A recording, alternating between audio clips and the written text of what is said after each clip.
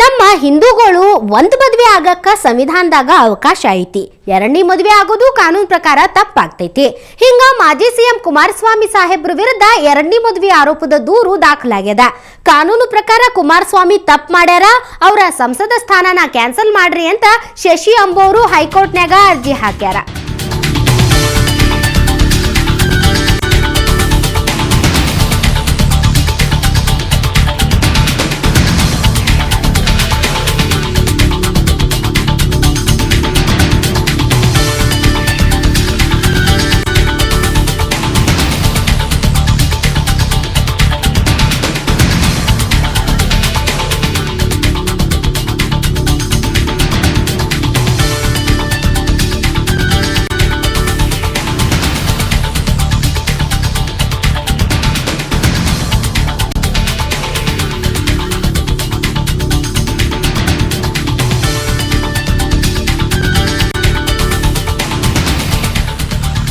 ಮಾಜಿ ಸಿಎಂ ಕುಮಾರಸ್ವಾಮಿ ಸಾಹೇಬ್ರ ವಿರುದ್ಧ ಎರಡನೇ ಮದುವೆ ಆರೋಪ ಮಾಡಿ ಶಶಿ ಅಂಬೋರು ಅರ್ಜಿ ದಾಖಲಿಸ್ಯಾರ. ಬನ್ನಿ ಏನಂತ ಹೇಳ್ಯಾರ ಅರ್ಜಿಯಾಗ, ಇದ್ರ ಬಗ್ಗೆ ಮಾತಾಡಕ ಸ್ವತಃ ಅರ್ಜಿದಾರ ಶಶಿ ಅನ್ನೋರ ಈಗ ನಮ್ಮೊಂದಿಗೆ ದೂರವಾಣಿ ಸಂಪರ್ಕದಲ್ಲಿದ್ದಾರ. ಶಶಿ ಅವರ, ಕುಮಾರಸ್ವಾಮಿ ಅವ್ರ ವಿರುದ್ಧ ಏನೇನು ಆರೋಪ ಮಾಡ್ರಿ, ಏನಂತ ಅರ್ಜಿ ಹಾಕಿರಿ ನೀವು?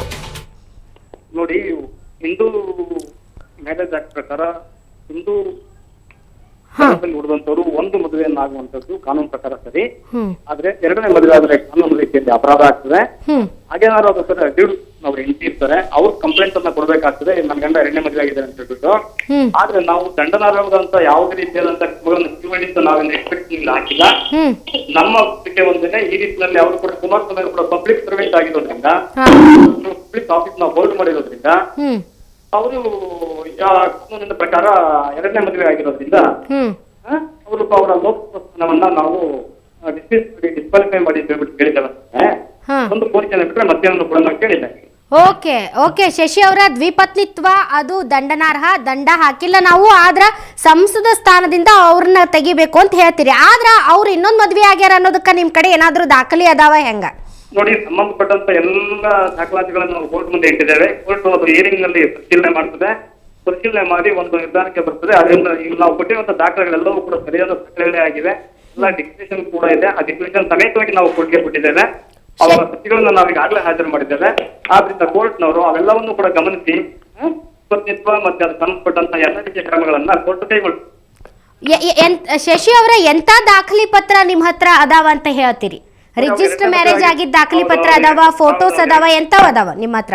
ಎರಡನೇ ಮದುವೆ ಆಗಿರುವಂತ ಎಲ್ಲಾ ರೀತಿಯಂತ ದಾಖಲೆ ಪತ್ರಗಳನ್ನ ನಾವು ಇಂಟರ್ನೆಟ್ ಗಳ ಮೂಲಕ ಡೌನ್ಲೋಡ್ ಮಾಡ್ಕೊಂಡಿದ್ದೇವೆ. ಅವರ ಹೇಳಿಕೆಗಳನ್ನ ಕೂಡ ಸಿಗ್ತದೆ. ಫೋಟೋ ಸಮೇತವಾಗಿ ನಾವು ಹೈಕೋರ್ಟ್ ಮುಂದೆ ನಡೆದಿದ್ದೇವೆ. ಓಕೆ ಧನ್ಯವಾದ ಶಶಿ ಅವರ, ಇಷ್ಟೊತ್ತು ಸುವರ್ಣ ನ್ಯೂಸ್ನೊಂದಿಗೆ ಮಾತನಾಡಿದ್ದಕ್ಕಾಗಿ. ಕುಮಾರಸ್ವಾಮಿ ಸಾಹೇಬ್ರು ಇನ್ನೊಂದು ಮದುವೆ ಆಗ್ಯಾರ, ಹಿಂಗಾಗಿ ಹಿಂದೂ ಏನು ಮ್ಯಾರೇಜ್ ಆಕ್ಟ್ ಬರ್ತೈತಿ ಅದ್ರ ಪ್ರಕಾರ ಇದು ದೊಡ್ಡ ಆರೋಪ, ದಂಡನಾರ್ಹ ಆದಂಥ ಅಪರಾಧ. ಹಿಂಗಾಗಿ ನಾವೇನು ದಂಡ ಹಾಕ್ಬೇಕಂತ ಹೇಳಿಲ್ಲ. ಆದ್ರೆ ಇನ್ನೊಂದು ಮದುವೆ ಆಗ್ಯಾರ, ಅವರು ಸಾರ್ವಜನಿಕ ವಲಯದಲ್ಲಿರೋರು, ಹಿಂಗಾಗಿ ಏನು ಸಂಸದ ಸ್ಥಾನ ಐತಿ ಅದರಿಂದ ಅವರನ್ನ ತೆಗಿಬೇಕು ಅನ್ನೋಂಥ ಮಾತನ್ನ ಶಶಿ ಅನ್ನೋರು ಹೇಳ್ಯಾರ. ಇದಕ್ಕೆ ಸಂಬಂಧಪಟ್ಟಂತ ನಮ್ಮ ಹತ್ರ ದಾಖಲೆ ಅದಾವ. ಇಂಟರ್ನೆಟ್ಟಾಗ ಎಲ್ಲ ದಾಖಲೆನೂ ನಾನು ಕೊಟ್ಟಿನಿ. ಇದನ್ನೆಲ್ಲ ಪರಿಶೀಲನೆ ಮಾಡಿದ ನಂತರ ಏನಾಗುತ್ತೆ ಅನ್ನೋದು ನೋಡಬೇಕು ಅಂತ ಏನು ರಿಟ್ ಅರ್ಜಿ ಸಲ್ಲಿಸ್ಯಾರ ದೂರುದಾರರು ಶಶಿ ಅನ್ನೋರು ಸುವರ್ಣ ನ್ಯೂಸ್ನೊಂದಿಗೆ ಮಾತಾಡ್ತಾ ಹೇಳ್ಯಾರ. ಬನ್ನಿ, ಒಟ್ಟಾರ ಏನು ನಡೀತಿ ಇವತ್ತು ಇದ್ರ ಬಗ್ಗೆ, ಈ ವಿಚಾರದ ಬಗ್ಗೆ ಅನ್ನೋದ್ರ ಬಗ್ಗೆ ಇನ್ನಷ್ಟು ಹೆಚ್ಚಿನ ಮಾಹಿತಿ ಪಡೆಯೋಣ ನಮ್ಮ ಪ್ರತಿನಿಧಿ ಮಾರುತಿ ಅವರಿಂದ. ಮಾರುತಿ, ಈಗ ಶಶಿ ಅನ್ನೋರು ತಮ್ಮ ಹತ್ರ ಭಾಳ ದಾಖಲೆ ಪತ್ರ ಅದಾವ, ಅದನ್ನು ನಾವು ಕೋರ್ಟಿಗೆ ಸಲ್ಲಿಸಿವಿ ಅನ್ನೋದನ್ನ ಹೇಳ್ಯಾರ. ಆದ್ರೆ ಯಾವ ರೀತಿ ದಾಖಲೆ ಪತ್ರ ಐತಿ ಅದ್ರ ಬಗ್ಗೆ ಏನಾದರೂ ಮಾಹಿತಿ ಐತೆ ನಿಮ್ಮ ಹತ್ರ? ಹೌದ್ರಾದ, ಏನಂತ ಹೇಳಿದ್ರೆ ಈಗ ಏನು ಟ್ವಿಟ್ಟರ್ ಅಲ್ಲಿ ಬಂದಿತ್ತು ಅಂದ್ರೆ ಕುಮಾರಸ್ವಾಮಿ ಕೆಲವೊಂದ್ ಕಡೆ ಬರ್ಕೊಂಡಿರೋದು ಟ್ವಿಟ್ಟರ್ ಅಲ್ಲಿ ಇದ್ದಂತದನ್ನ ಒಂದು ದಾಖಲೆಯಾಗಿ ಪರಿವರ್ತಿಸ್ಕೊಂಡಿದ್ದಾರೆ. ಅದೇ ರೀತಿ ಉದಯವಾಣಿ ಪತ್ರಿಕೆಯಲ್ಲಿ ಬಂದಿತ್ತಲ್ಲ ಒಂದು ಫೋಟೋ, ಅಂದ್ರೆ ಆ ಹುಡುಗಿಗೆ ಅವರು ಫೇಕ್ ತಿನ್ನಿಸಿರುವಂತ ಒಂದು ಫೋಟೋವನ್ನು ಕೂಡ ನ್ಯಾಯಾಲಯಕ್ಕೆ ಪ್ರೊಡ್ಯೂಸ್ ಮಾಡಿದ್ದಾರೆ. ಅದೇ ರೀತಿ ಆ ಹುಡುಗಿಯ ಮತ್ತೊಂದು ಕಡೆ ಎಲ್ಲೋ ನಿಂತು ಫೋಟೋ ತೆಗೆದುಕೊಂಡಿರೋದು, ಈ ಮೂರು ದಾಖಲಾತಿಗಳನ್ನು ಕೂಡ ನ್ಯಾಯಾಲಯಕ್ಕೆ ಹಾಜರುಪಡಿಸಿದ್ದಾರೆ. ರಾಧಾ, ಈ ಮೂರು ದಾಖಲಾತಿಗಳನ್ನು ಬಿಟ್ರೆ ಬೇರೆ ಯಾವುದೇ ದಾಖಲಾತಿಗಳಿಲ್ಲ. ಆದ್ರೆ ಅವ್ರು ಹೇಳ್ತಿರೋದು ಏನಂದ್ರೆ, ಒಬ್ಬ ಸಾರ್ವಜನಿಕ ಅಧಿಕಾರಿಯಾಗಿ, ಅಂದ್ರೆ ಈಗ ಕುಮಾರಸ್ವಾಮಿ ಅವರು ಒಬ್ಬ ಮಾಜಿ ಮುಖ್ಯಮಂತ್ರಿಗಳಾಗಿದ್ದವರು, ಈಗ ಸಂಸದರು ಕೂಡ. ಈ ಹಿನ್ನೆಲೆಯಲ್ಲಿ ಒಬ್ಬ ಸಾರ್ವಜನಿಕ ಅಧಿಕಾರಿಯಾಗಿ ಮೊದಲನೇ ಪತ್ನಿ ಇದ್ದು ಕೂಡ ಎರಡನೇ ಮದುವೆಯನ್ನು ಮಾಡ್ಕೊಂಡಿರೋದು ಅದೊಂದು ರೀತಿ ಅಪರಾಧ. ಹಾಗಾಗಿ ಇವರು ಶಿಕ್ಷೆ ಕೊಡಿ ಅಂತ ಕೇಳ್ತಿಲ್ಲ. ಆದ್ರೆ ಒಬ್ಬ ಸರ್ಕಾರಿ ನೌಕರನಿಗೆ ಈ ತರ ಮಾಡಿದ್ರೆ ಏನೆಲ್ಲ ಪರಿಣಾಮಗಳಾಗ್ತಿದ್ವು ಆ ತರ ಒಂದು ಪನಿಷ್ಮೆಂಟ್ ಅನ್ನ ಕೊಡಿ ಅಂತ ಕೇಳ್ತಿದ್ದಾರೆ. ಹೀಗಾಗಿ ಈ ಒಂದು ಪ್ರಕರಣದ ಬಗ್ಗೆ ಹೈಕೋರ್ಟ್ ಏನ್ ತೀರ್ಪು ಕೊಡುತ್ತೆ ಅನ್ನೋದು ಬಹಳಷ್ಟು ಪ್ರಶ್ನೆಗಳನ್ನ ಕಾಡ್ತಿರುವಂತದ್ರಾದ. ಓಕೆ ಮಾರುತಿ, ಯಾರ ಜೊತೆ ಬೇಕಾದ್ರೂ ಫೋಟೋ ತೆಗೆಸ್ಕೋಬಹುದು, ಕೇಕ್ ತಿನ್ನಿಸಬಹುದು, ಅಷ್ಟರ ಮಟ್ಟಿಗೆ ಇದನ್ನ ದೊಡ್ಡ ದಾಖಲೆ ಅಂತ ಹೆಂಗ್ ಪರಿಗಣಿಸಕ್ ಆಗುತ್ತ? ಯಾಕಂದ್ರೆ ಟ್ವಿಟರ್ನ್ಯಾಗ ಬರ್ದಿದ್ದು ಮಾತು ಅವೆಲ್ಲ ಅಷ್ಟೊಂದು ಗಂಭೀರತರವಾದಂತ ಪರಿಣಾಮ ಬೀರುತ್ತಂತ ಅನಿಸ್ತೈತೆ. ಯಾಕಂದ್ರೆ ಮ್ಯಾರೇಜ್ ಆಗಿರೋದ್ರ ಬಗ್ಗೆ ಒಂದು ಸರ್ಟಿಫಿಕೇಟ್ ಅಥವಾ ರಿಜಿಸ್ಟ್ರೇಷನ್ ಪ್ರಮಾಣ ಪತ್ರ ಇವು ಬೇಕಾಗ್ತಾವ, ಆ ಥರದ್ದೇನು ದಾಖಲೆ ಇಲ್ಲ ಅಂತೀರೇನು? ಹಂಗಾದ್ರೆ ಈ ಕೇಸ್ ಎಷ್ಟರ ಮಟ್ಟಿಗೆ ಸ್ಟ್ಯಾಂಡ್ ಆಗತ್ತಂತೀರಿ ಮಾರುತಿ? ಹೌದ್ರಾದ, ಯಾವುದೇ ಒಂದು ಆರೋಪ ಮಾಡಿದಂತ ಸಂದರ್ಭದಲ್ಲಿ ಅವರು ಕೂಡ ದಾಖಲಾತಿಗಳನ್ನ ಬಹಳಷ್ಟು ಸ್ಪಷ್ಟವಾದಂತಹ ದಾಖಲಾತಿಗಳನ್ನ ಇಟ್ಕೋಬೇಕಾಗುತ್ತೆ. ಇದು ಅಲ್ಲದೆ ಇದು ಬಹಳಷ್ಟು ಇಂಟ್ರೆಸ್ಟಿಂಗ್ ಆಗಿರುವಂತ ಒಂದು ಪ್ರಕರಣ ಕೂಡ. ಯಾಕಂತ ಹೇಳಿದ್ರೆ ಒಬ್ಬ ಮಾಜಿ ಮುಖ್ಯಮಂತ್ರಿ ಮೇಲೆ ಒಂದು ಆರೋಪ ಮಾಡ್ಬೇಕು ಅಂತ ಹೇಳಿದ್ರೆ ಅದಕ್ಕೆ ದಾಖಲಾತಿಗಳು ಬಹಳಷ್ಟು ಅವಶ್ಯಕತೆ ಇರುತ್ತೆ. ಈ ದಾಖಲಾತಿಗಳನ್ನ ಪ್ರಥಮವಾಗಿ ಅಂದ್ರೆ ಕೇಸ್ ಅಡ್ಮಿಟ್ ಮಾಡ್ಕೊಳ್ಳೋ ಒಂದು ಸಮಯದಲ್ಲಿನೇ ನ್ಯಾಯಾಲಯ ಸ್ಪಷ್ಟವಾಗಿ ಪರಿಗಣಿಸುತ್ತೇವೆಲ್ಲ. ಅಷ್ಟು ಬೇಗ ಈ ಪ್ರಕರಣ ಅಡ್ಮಿಟ್ ಆಗಿದೆ ಅಂತ ಹೇಳಕ್ಕಾಗಲ್ಲ. ಯಾಕಂತ ಹೇಳಿದ್ರೆ ನ್ಯಾಯಾಲಯದಲ್ಲಿ ವಿಚಾರಣೆಗೆ ಬರುವವರೆಗೂ ಕೂಡ ಇದು ಬಹಳಷ್ಟು ಅಪ್ಡೇಟ್ ಅಂತ ಹೋಗುತ್ತೆ.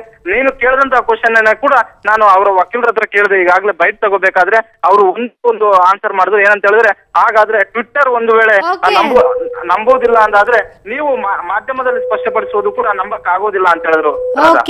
ಓಕೆ ಮಾರುತಿ, ಧನ್ಯವಾದ ನಿಮ್ಮ ಮಾಹಿತಿಗೆ. ಅದು ಒಬ್ಬ ಮಾಜಿ ಮುಖ್ಯಮಂತ್ರಿ ಕಥೆಯಾದ್ರೆ ಇನ್ನೊಬ್ಬ ಮಾಜಿ ಮುಖ್ಯಮಂತ್ರಿ ಬಂದಿಖಾನೆಯಿಂದ ದವಾಖಾನಿಯಿಂದ ಬಂದಿಖಾನಿಗೆ ಸುತ್ತಾಡಕ್ ಕುಂತಾರ. ಅದು ಯಾರು ಅಲ್ಲ, ನಮ್ಮ ಮಾಜಿ ಮುಖ್ಯಮಂತ್ರಿ ಯಡಿಯೂರಪ್ಪನವರು. ಒಟ್ಟ ಜೈಲಿಗೆ ಹೋಗ್ಬಾರ್ದಂತ ಏನೇನ್ ನಕ್ರ ಮಾಡಿದ್ರು, ಆದ್ರ ಕೊನೆಗ ಮತ್ತ ಜೈಲ್ ಪಾಲಾಗ್ಯಾರ. ಬ್ಯಾನಿ ಅಂತ ಹ್ಯಾಂಗಾರ ಮಾಡಿ ದವಾಖಾನೆಯಾಗಿರ್ಬೇಕಂತ ಸಂಜೀತನ ಡ್ರಾಮಾ ಮಾಡಿದ್ರು. ಆದ್ರ ವಿಕ್ಟೋರಿಯಾ ದವಾಖಾನೆಯವರು ಇಲ್ರಿಪ್ಪ, ನೀವು ಪರಪ್ಪನ ಅಗ್ರಹಾರಕ್ಕೆ ಹೋಗ್ರಿ ಅಂತ ಕಳಿಸ್ಕೊಟ್ಟಾರ.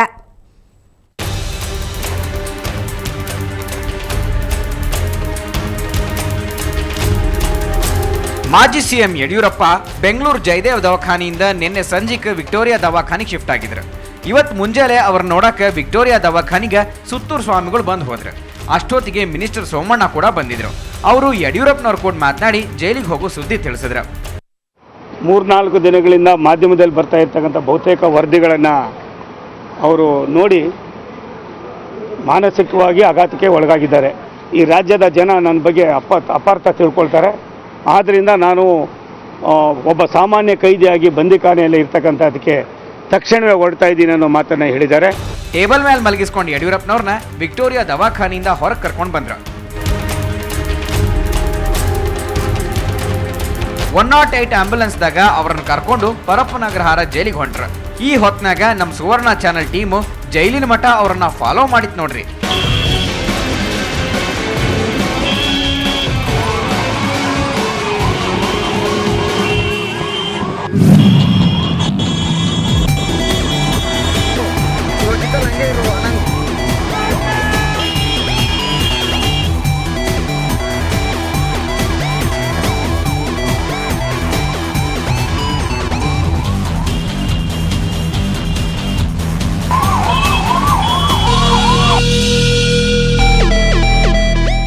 ದವಾಖಾನೆಯಿಂದ ಸ್ಟ್ರೆಚರ್ನಾಗ ಬಂದಿದ್ದ ಯಡಿಯೂರಪ್ಪ ಜೈಲಿನ ಗೇಟ್ ದಾಟಿದ ಕೂಡಲೇ ಕೆಳಗಿಳಿದ ದಡದಾಡ ನಡ್ಕೊಂತನ ಒಳಗೆ ಹೋದ್ರಂತ ನೋಡ್ರಿ. ಇವರಿಗೆ ಟ್ರೀಟ್ಮೆಂಟ್ ಕೊಡೋ ಬಗ್ಗೆ ವಿಕ್ಟೋರಿಯಾ ದವಾಖಾನೆ ಡಾಕ್ಟರ್ ಜೈಲ್ ಡಾಕ್ಟರ್ಗೆ ತಿಳಿಸ್ಯಾರಂತ.